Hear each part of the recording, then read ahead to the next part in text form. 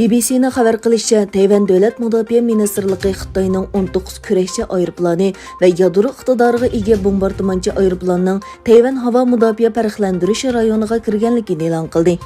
Davlat Mudofaa Ministrligi Xitoy aeroplanlarini ogohlantirish uchun boshqarilgan bomba sistemasining qo'zg'atilganligini aytdi. Şimali Atlantik Ahdi Təşkilatının baş katibi Jens Stoltenberg, Rossiya bilan Xitoyning boshqarilgan bomba yo'shirun kuchining eshishidan andisha qilamiz dedi.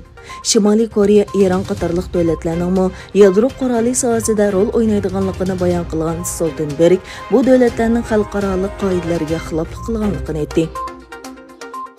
Taliban bayonotchisi Zahibullah Mujahid o'zlarining Germaniya bilan kuchlik va rasmiy diplomatik munosabat o'rnatishni xohlaydiganligini bayon qildi va bosh ministr Angela Merkelni Afg'onistonga taklif qildi.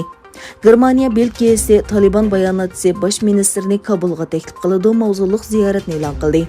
Mujahid ziyoratni qabul qilganda mundaq dedi: Germaniyaning Afg'oniston bilan tarixiy va yaxshi munosabati bor. Biz Germaniya bilan kuchlik va rasmiy diplomatik munosabat o'rnatishni xohlaymiz.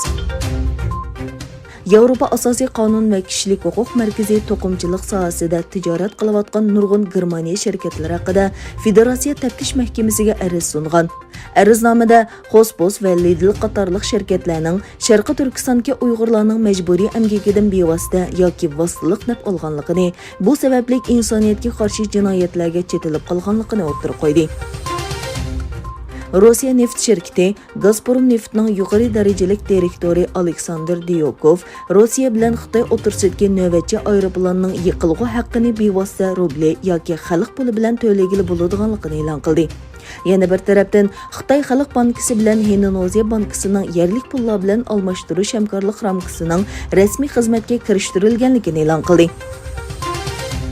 20 davlat guruhi sahiya ministrlari yig'ini oxirlashdi.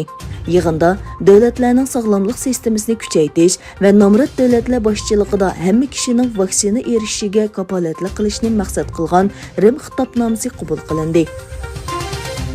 Germaniya Tashqi ishlar ministrligi 26 sentabr o'tkazilgan cho'ng saylamdan ilgari siyosiyonlarni nishon qilgan hujumning orqasida Rossiyaning harbiy tashqi istixbarotining borligi haqida ishonchli uchurga erishganligini e'lon qildi.